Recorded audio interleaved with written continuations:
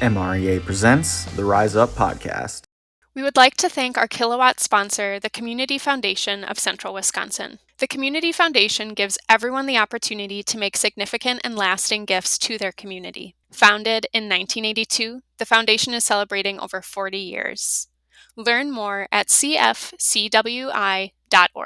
Welcome back to the Rise Up podcast. I am your host, Nick Hyla with the Midwest Renewable Energy Association, and today we are joined by Andrew Wells with the Chicago Urban League. Andrew's a Chicago native, a community advocate, and a champion of building more equitable social systems in the city. He's on the board of directors for the, and I love this acronym, LUV Unity and Values Institute, the LUV Institute. Member of the guiding team of the City of Chicago Digital Equity Plan, and since 2013 has been the Vice President of Workforce Development for the Chicago Urban League. The League is a nonprofit organization that provides services including job training, education, and housing assistance. Part of his work with the Urban League, he's been starting up the solar job training program, which we're going to talk about today, to expose the new field of renewable energy to the Chicago public. You've also led a few solar projects for the lead, including one of the largest in Chicago on the Urban League's parking lot. So, Andrew, how are you doing today? I am great, Nick, and thank you for having me on. In fact, I have a new update. As of yesterday, I became the vice chair of the LUV Institute.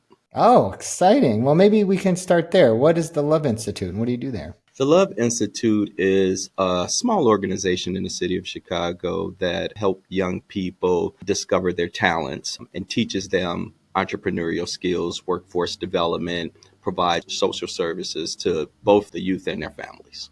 So one job isn't enough? That's the thing? That's usually how nonprofit world works. In management, you wear several hats, and not even down to line staff. So there's never one job. Well, good. I'm sure the contribution on your behalf is much appreciated. Let's start talking about Chicago. You are a Chicago native, and for those of us like myself that visit there often for work or pleasure, we know Chicago as one of the most beautiful and active cities in the U.S. But living there, working towards a better future in Chicago, how has the city changed in the last few years? First, I have to say that Chicago is a beautiful city. I would never leave Chicago. But since 2005, there's the White Sox who brought home a World Series title. There is craft beer, has taken over the scene now. 10 years ago, there was only Goose Island. And that's about it in terms of drinking locally. But now, Moody Tongue approaches brewing like cooking. On the flip side of things, the city's population is fluctuating. There was a mass exodus at one point, but now you have an influx of migrants. Prices have definitely changed. I know I pay more for a Starbucks coffee than I did 10 years ago.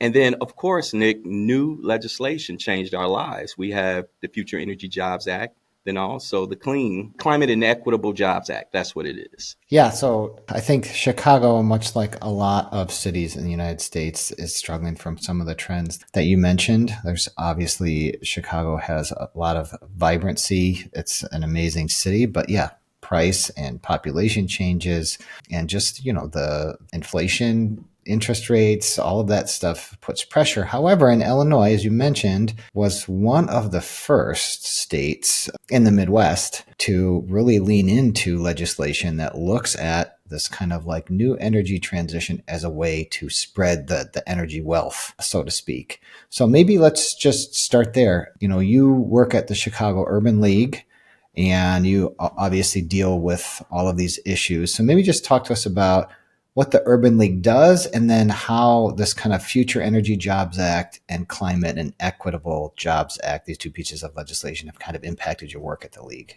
The mission of the Chicago Urban League is to achieve equity for Black families and communities through social and economic empowerment. It dates back to 1916, where it was one of the first affiliates of the National Urban League. And the Urban League movement aims to address the needs of Black people.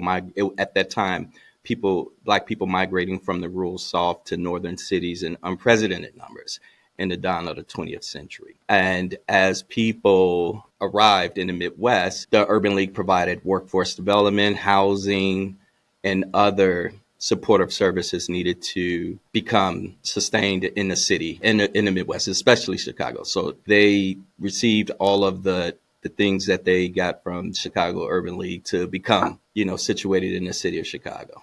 Yeah, so the Urban League, she says, has been around for more than a century. It's been providing all these services. And today, you now lead this kind of like solar workforce development piece that I imagine was really stimulated by some of this state priorities in transitioning the energy system. So how has that affected the Urban League, and like what are some of the programs you offer? We acquired the grant from ComEd back in 2016, and this was to provide solar photovoltaic installation training. And since that time, we've trained hundreds of people. And in fact, back in May of 2022, we became an accredited unit through NCCER under the Associated Builders and Contractors. We help individuals. Not only do we train them how to install solar panels, but we've also trained them on the business side of things. So working with Sun and Us, we provide training in design, solar design, development, how to understand the tax credits that is involved in solar development and installations. So there's a range of things that we provide for some of our participants as it relates to clean energy. FIJA and now the CEJA program has spurred job training and placement across the state of Illinois. And also with employment, there is Next Amp that just came in, so we're working with them. A lot of our participants just got hired by Next Amp. In fact, they are growing dramatically. So the Chicago Urban League is one of the leaders in providing clean energy training. We are looking at other forms of clean energy like hydropower, some things that have been brought to me by other folks who are seeking a partner. So it's been quite a journey. Yeah, so, this isn't the first time we've tried this, right? We had the American Recovery and Reinvestment Act during the Obama years after the mortgage default crisis. And we worked with a number of groups in Chicago to train instructors. But at that time in the Midwest, this whole idea of a solar job was more smoke than fire. There wasn't a lot going on. But now, fast forward 10 years with this new legislation, more mature market, you're saying that not only you're providing training, but you're seeing a demand from employers for your training graduates. I am, Nick. I remember back in 2017 and 2018, people were being trained and received their certifications, but jobs were not readily available during that time. And there were conversations with the powers that be, the people who issued the money for training and people who provided the training on how to correct this problem. One of the main issues was that the business industry was not moving at the pace that the legislation and the funding rolled out. They were not moving at the same pace. So the money rolled out for training and other initiatives, but the business community, we're still figuring out how to make this work. Yeah, and so today, because not only do we have FIJA, like we said, which kind of funded these. Well, one of the cool things FIJA did, I don't exactly know how this worked, but the Biden administration used a very similar strategy, which is that identified these kind of environmental justice tracks where the funding was designated, which were areas that had persistent high unemployment, higher poverty rates, history of environmental damage from energy infrastructure, and really dedicated funding there and dedicated funding to groups to support workforce training in those areas. And, you kind of were saying that there were some challenges at first because still the employment wasn't there. But now Illinois is one of the leading states for solar development in the entire country. And it seems to me that there's a very large need for workers. What, if any, challenges do you see kind of getting people placed in these jobs? Well, before I talk about the challenges, I would like to speak on the need right now. In fact, the Chicago Urban League hosted a job fair, and it was 13 solar companies there. And we had roughly 30 something people, and it wasn't just graduates from the Chicago Urban League cohort. These were graduates from other organizations.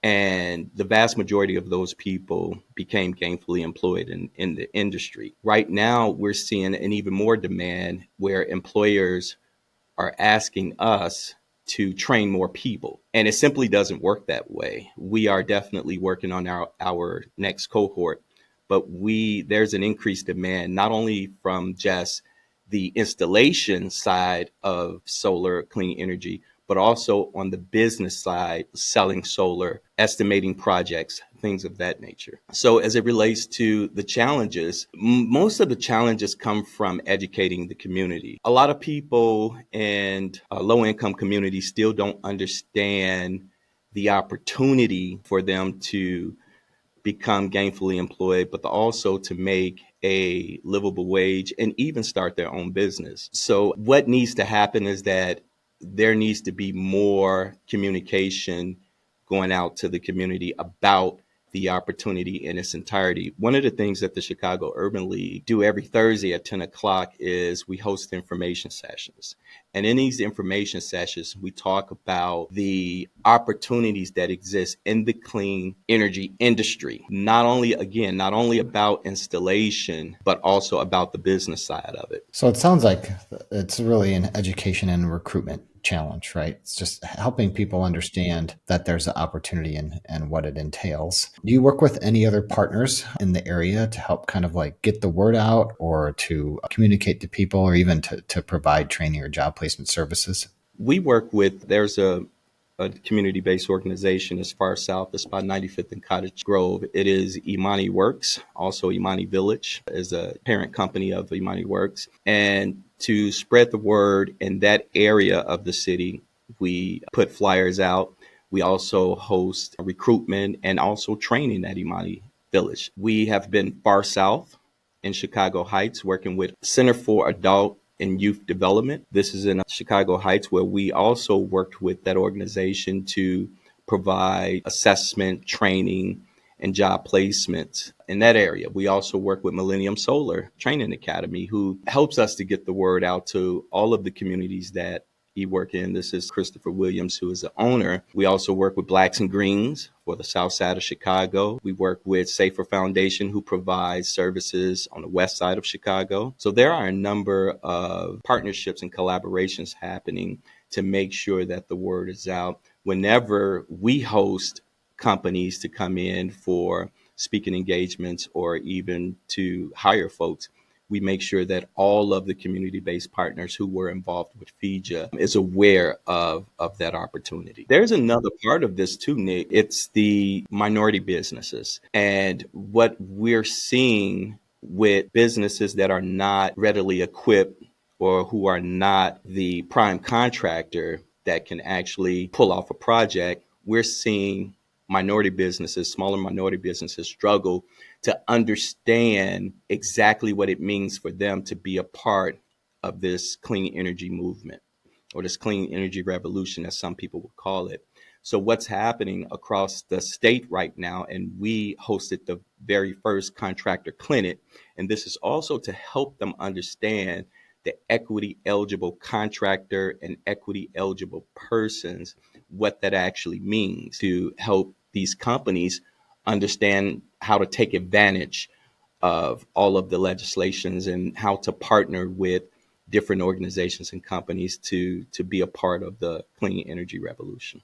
Yeah, that's a really important piece because, of course, solar, for its history in the United States, has been a low margin business that you have to compete with electricity prices. They pay off over a long time. And so high volume, low margin, complicated. It involves not only electrical work, but often being on a roof, customer engagement, evolving technologies. And then now, as you mentioned, of course, all of these layers of incentives that have come not only from the state of Illinois, but from the federal government. And so it's really exciting to hear that you're doing that. Are you just starting this? Is this something that you're going to invest more time and energy in is to really support contractors? This is something we started this year. It kicked off at our headquarters. It is a project of Illinois Solar for All. You have Illinois Shine, that is a part of it, Elevate Energy. Some of the speakers included representatives from the Illinois Power Authority. We had Chris Meister from the Illinois Finance Authority, who also oversees the Illinois Green Bank. We had Hillary from the Illinois Department of Commerce and Economic Opportunity, So there were several key people from different state departments, but also we had contractors that were there to talk about their experience and how they got their projects off the ground. This is why I have a deep appreciation for what the CEJA legislation created. And when I say that, they introduced wealth building through like the provision of capital and business incubator services. And they targeted Black, Indigenous, and people of color.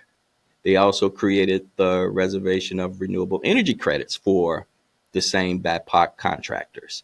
So there are a lot of things that are happening right now where still the education piece of what's happening is really important because a lot of people don't have that information, and it's up to people like or organizations like the Chicago Urban League and state agencies to articulate that for these minority contractors. Yeah, that's really exciting. Also complicated. And I know some of the programs, of course, as exciting as they sound, they still have some challenges, just capital challenges. And you brought up the Illinois Green Bank, which was really established to kind of address some of that. And the state of Illinois was just selected for a large Solar for All grant, which should help. Do you have a perspective on how that might help access to solar in some of these communities?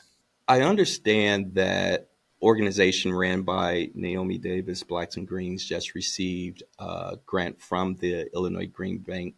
Actually, this is the first that I'm hearing that the Green Bank moved funds from their account to another organization. We have a project that we're working on at the Urban League, and this is in collaboration with Chicago Cred to retrofit 700 plus homes in minority neighborhoods. And it's through an EPA grant, Strengthening Communities. We are working with several organizations to make this happen. And we realized that $20 million is not enough money for a project of this scale. And this is one of the reasons why the Green Bank exists, for us to access capital for the minority contractors that will be working on this project. So I'm really excited about it. Right, because that there are incentives out there, of course, but you have to have the capital to go chase the projects and chase those incentives. And oftentimes, you have to wait for those incentives to come in. So some of this business lending, this advantageous business lending and contractor support sounds like it really is this kind of necessary piece to lift minority and women-owned business enterprises into this space of really providing solar services all over the city of Chicago. And it's not stopping yet. There's home energy efficiency funding coming to the state. There's Solar for All coming to the state. Are you prepared for this tsunami of funding and paperwork? If I'm being truthfully honest with you, no. I'm right now, I feel like I'm in a whirlwind of so many opportunities where it's swirling around me. And I have to lean on, subject matter experts to help me understand and navigate through all of the various opportunities and no-fos that are falling out of the sky with this. Again, I don't want to miss any opportunities, but I'm being very selective on what we can do at the Urban League and who we can partner with. Just the other day, I received a call from engineering firm, I believe it is Burns and McDonnell, who received my information from the folks over at Illinois American Water about a huge $154 million project to clean up the Port Authority. This grant, again, is through the Environmental Protection Agency. And a component of it is workforce development. So when these companies look at who they can partner with, they tend to pick the organizations that appear to be strong and have done this work previously. So it's an honor, to have our name, the Chicago Urban League, out there as one of those agencies. And again, this is primarily due to that 210 kilowatt project that we installed. But that is going a long way right now because we are one of those agencies, again, that people are reaching out to partner on these types of projects. That's scaling, right? You're more and more demand, but you're still one person. So now it's and that's kind of the workforce issue that we're facing nationwide is just having the talent and the pipelines to make these projects happen. One of the things that I really appreciated about your bio is your project experience with solar projects that you just referenced, because at the end of the day, the way that these provide value is that they're well designed and well installed and well maintained. If not, then all of it was for naught. So having that project experience and understanding what a quality installation looked like is really important. So what were some of the projects, and kind of what did you learn as you went through there working on these solar projects? Oh, Nick, there were nights where I joke about this, where I tell people I had Advil and Tylenol cocktails. Now, I'm new to this. So, a lot of project managers who are implementing these types of arrays don't want to give you the secret sauce. So there were times where there was the back and forth, and finally, I just said I'm not moving the project forward until I can fully understand what I'm doing. I don't fully understand that, and the guy, his name is he is owner of Renewable Energy Evolution, Brian Maliat. He taught us exactly how to make the project work in terms of both pulling together the partners and then also from a supply chain standpoint, because we did run into supply chain issues at that time. You have to remember, Nick, that when we started this project, this was pre-pandemic, and then it hit shelter in place. So we set out nearly a year. And after that, there were major supply chain issues across America because people were not ready to go back to work because the coronavirus was still there and is still here today. But there were some challenges with that. I've learned through renewable energy evolution how to work through those challenges. And eventually, we ended up cutting a ribbon in April of 2022. Well, you made it. You made it to the end. It's, often the lessons, especially in a place like Illinois, where you had this, well, of course, Chicago too. There's obviously bureaucracy that you work through to get a project there, but there's also the developer and like the tax equity financing and then the incentives and then supply chain issues. So these are not often very simple projects, right? They take some time. And that experience for you is exciting because, like you said, it's only getting more and they're only getting bigger and grander. When you look out from your office at the Urban League today, what has you kind of most excited? What are you really looking forward to? The future of all of this, my advisor, who has been with me for almost 20 years now, Karen Youngblood, she is the person that keeps me grounded and focused on all of the new initiatives that are coming down as it relates to clean energy. And when I don't have time to sit and read about Biden's executive order on Justice 40 or the new NOFOs that are rolling out at lightning speed from the EPA and the Department of Energy, she's the person that takes that on for me, summarizes it, and bring it back to me for me to make an informed decision about whether this is good for the organization and my department, workforce development, and if we should pursue it.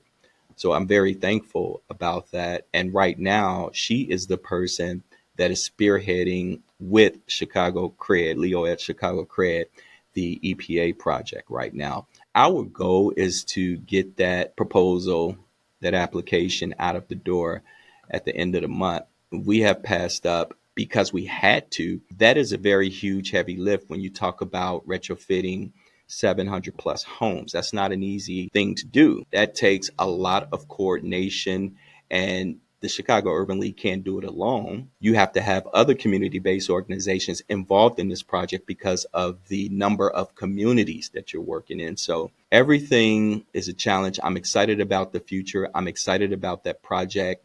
I'm waiting to hear about a previous project, Nick, that we worked on, and that was to establish two microgrids, one on the west side, one on the south side. We targeted abandoned schools to put these microgrids up, which will power critical infrastructure such as police stations, hospitals, government facilities to keep things running. So I'm very excited to be a part of that. And sometimes, again, When I look out my window, I say to myself, well, Andrew, it's not as hard as it seems because we got this project done.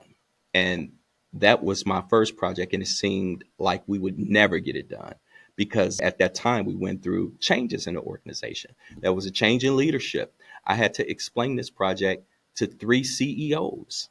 And can you imagine what that's like when you have a new CEO coming in the door, just trying to understand what's happening in the organization? And here comes Andrew with this huge project talking about changing the structure of the building and the property. That's a lot. That's a lot. So because I made it through that, that empowered me to think about these other projects despite the whirlwind of opportunities flying around. But I'm very excited about the future. Yeah, a lot to handle, right? Most of our problems are of personnel capacity and organizational learning, shared vision, keeping everybody moving in the same direction. We tend to be a ship with many captains. So when we can all agree, that's when the magic happens. One of the things you obviously lead the workforce development program. We do a lot of training also. One of our challenges and the challenges that we see kind of across the training industry is just instructor capacity. Can you talk about, like, do you need instructors? Do you need more people doing more training, I imagine?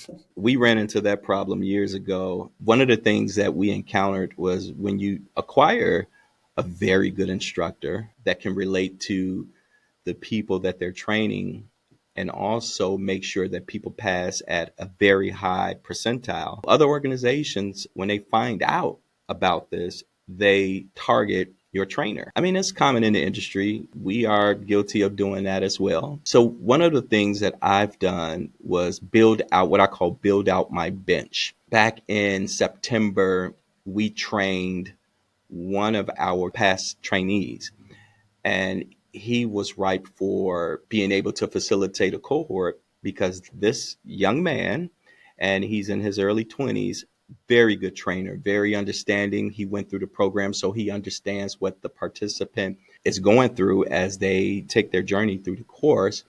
But he also built structures around the city of Chicago.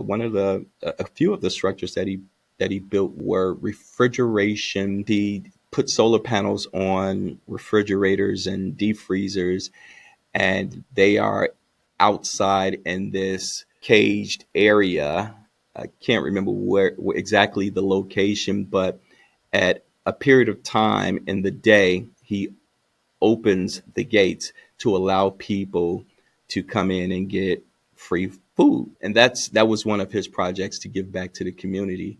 And he get donations and things of that nature, so people are able to come in and grab things, and he replenishes it through donations. He also built a huge structure in the backyard of his, back then when he lived with his parents. When he went through our training, he was 18 years old, fresh out of high school. And can you imagine telling two of your parents, your mother and your father, that you are not going to college and they are educators themselves? That was a hard conversation. So he found something that he really loves to do. He mastered it, and we trained him and got him certified as a trainer through NCCER's trainer. And now he's working with us to ensure that we have people that can continue on with this training, because again, there is a gap between people who can train really, really well and those who are barely scratching the surface, and they're providing basically job readiness in the clean energy industry. Well, that sounds like a real success story. We understand that we call them unicorns, right? The people that have the empathy and the humanism and the relationship to relate to people in a classroom, but also the experience to actually teach and install and do all the things that make a quality installation happen. You're juggling a lot of balls, and there's a lot coming. What more is needed?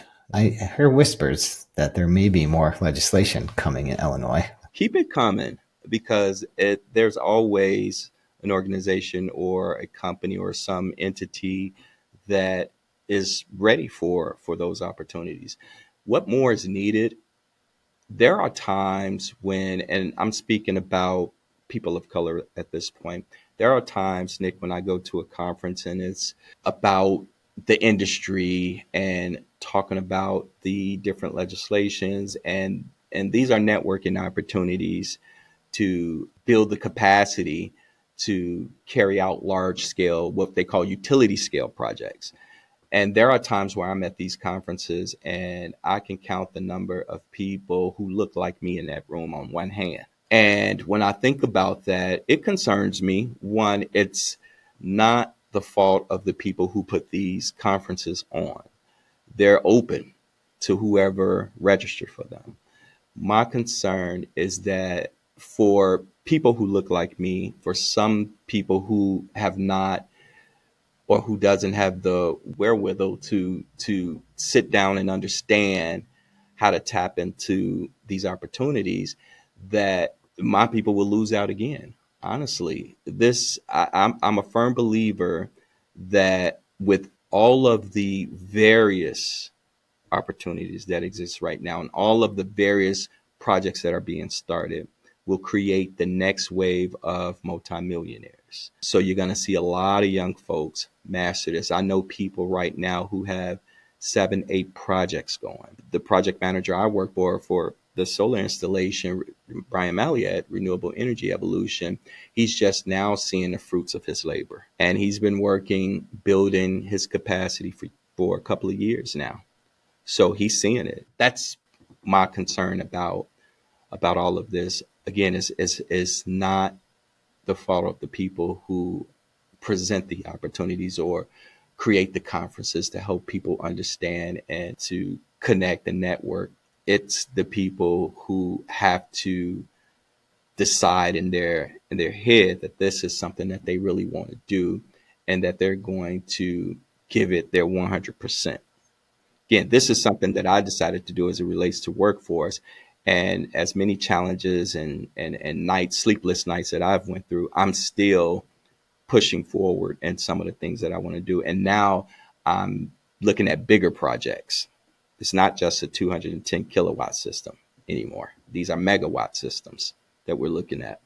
Yeah, the opportunity is so broad. And, I think it's, of course, critically important, and you have done a lot of work in this to work on the built infrastructure in the city, of course, like you said, hundreds of home retrofits, city projects. But when you get to that large scale solar, those are farm field projects. Those, that's the big energy projects. And that is a huge opportunity. The interesting thing about Illinois that I have been inspired by is looking at FEJA. It's called the Future Energy Jobs Act, but one of the things that it really embodied was this justice concept in looking at this kind of like demographics that say, we're going to try to, and Justice 40, of course, now really permeated the entire Biden administration to say like 40% of every single dollar we spend has to go to communities that need it the most. And then the second thing you said was kind of this inclusion piece, which is like openness, this willingness of the industry and the desire of the industry and the desire of individuals,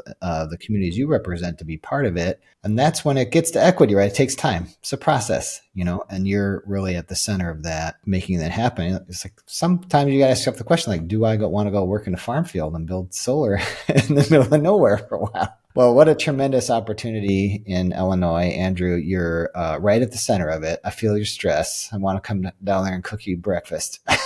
Make sure that you have all the calories you need in the day. After our policy summit tomorrow morning, I plan to drive down to Lake Geneva to relax, and I'm not coming back until Wednesday. I really need to decompress and recharge myself. Yeah. Well, good. You recharge because you're just getting started, and it's been a pleasure talking with you, and I hope we work more closely together. And I really appreciate you sharing the time with us today because I know you're a busy man. Thank you so much, Nick. We'd like to take a moment to thank our sponsor, Victron Energy. Victron Energy is the professional choice for independent electric power. You can learn more and experience Victron at victronenergy.com or meet members of their team at Industry Demo Day on Friday, June 21st on the MREA Fairgrounds. The Rise Up Podcast, Season 5, Episode 6, Advancing Energy Justice in Illinois. Special thanks to our guest, Andrew Wells, hosted by Nick Hyla and produced by Kyle Galloway. Made possible with support from the Sally Mead Hands Foundation.